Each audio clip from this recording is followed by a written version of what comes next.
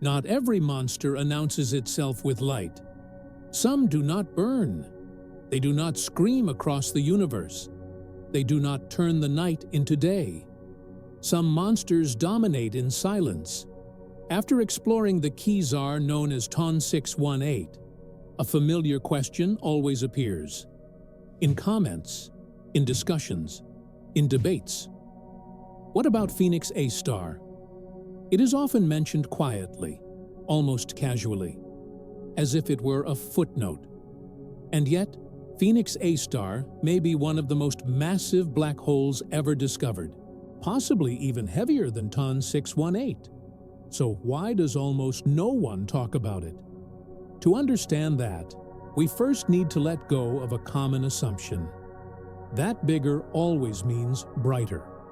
At the center of almost every large galaxy, there is a supermassive black hole. Most of the time, these objects are invisible. They do not glow. They do not shine. But when enormous amounts of gas and dust fall inward, something dramatic happens.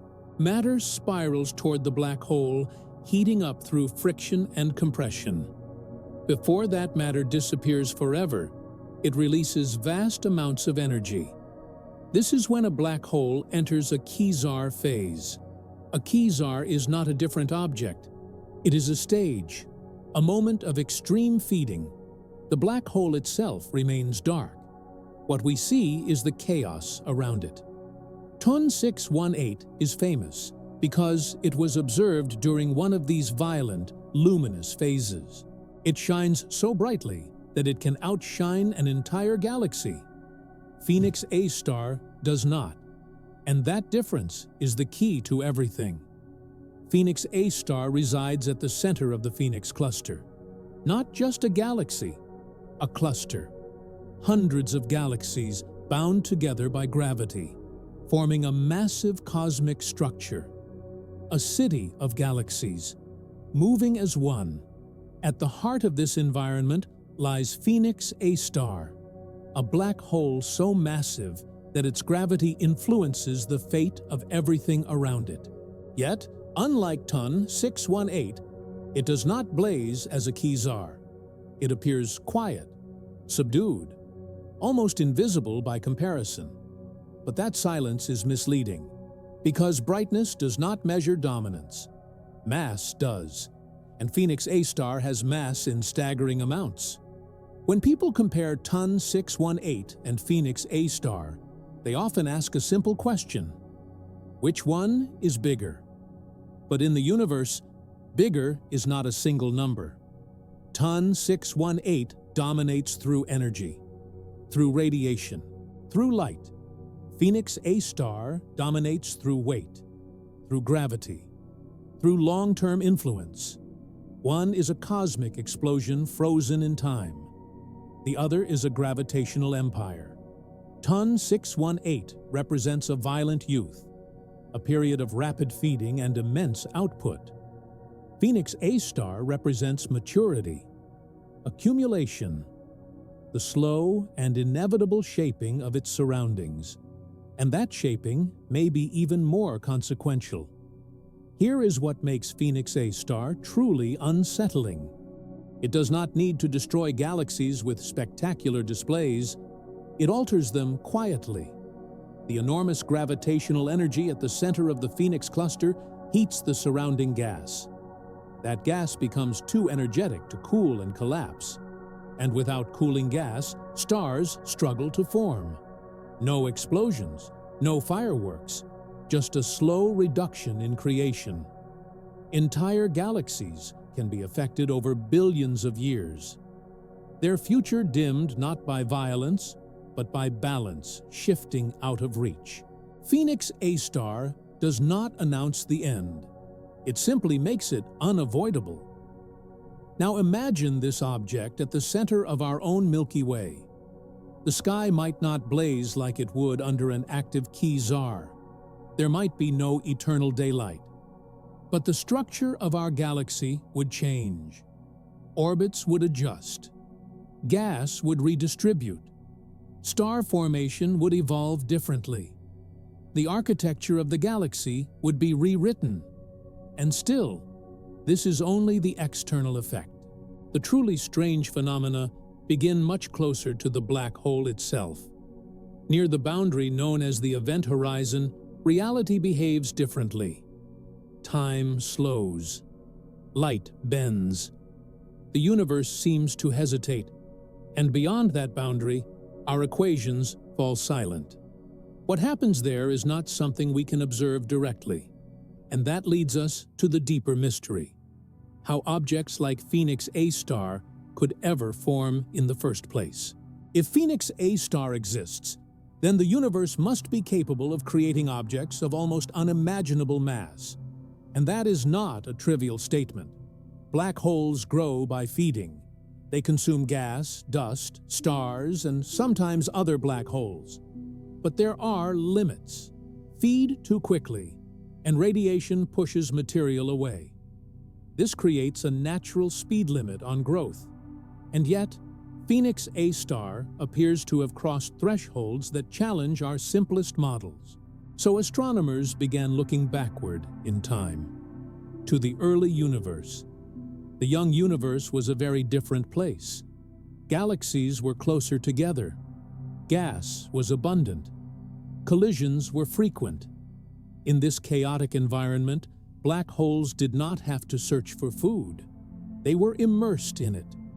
Some theories suggest that the very first black holes were born unusually large. Instead of forming from collapsing stars, massive clouds of primordial gas may have collapsed directly into black holes, skipping the star phase entirely.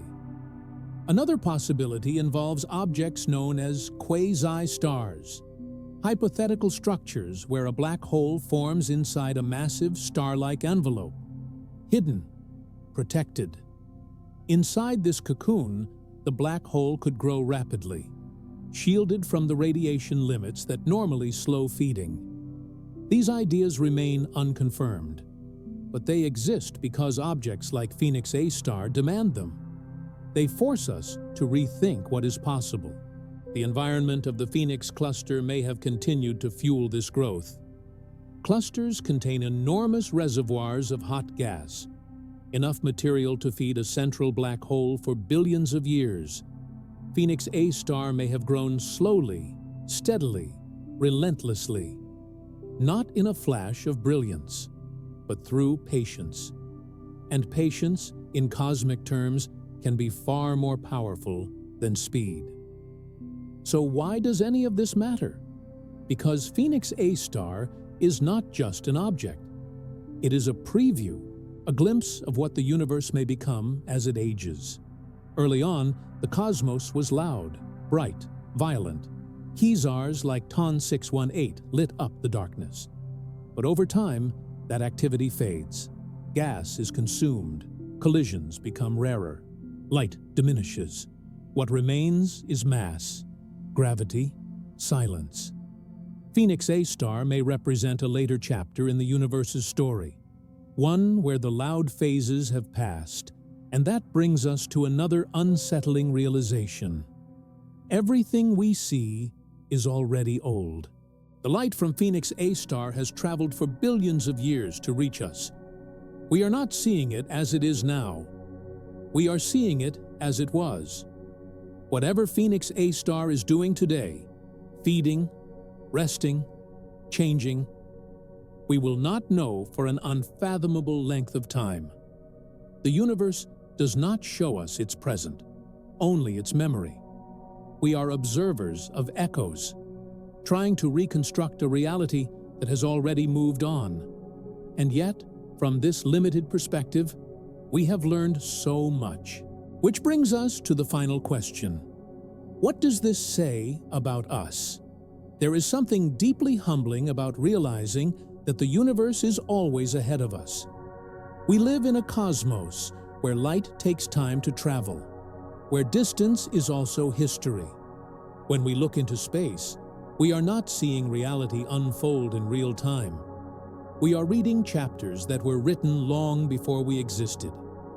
Phoenix A star is one of those chapters, a silent giant, shaping its environment without spectacle, without drama, just consequence. It is tempting to fear the loud monsters, the blazing quasars, the violent explosions, but the quiet ones may be more revealing. They show us what remains after the chaos fades. They show us the power of accumulation, of patience, of inevitability. Phoenix A star does not need to shine to dominate, it simply exists. And in doing so, it reminds us that the universe does not operate on human scales of drama or urgency. It unfolds slowly, relentlessly, indifferently. And yet, we are here, small, brief, fragile, but capable of understanding.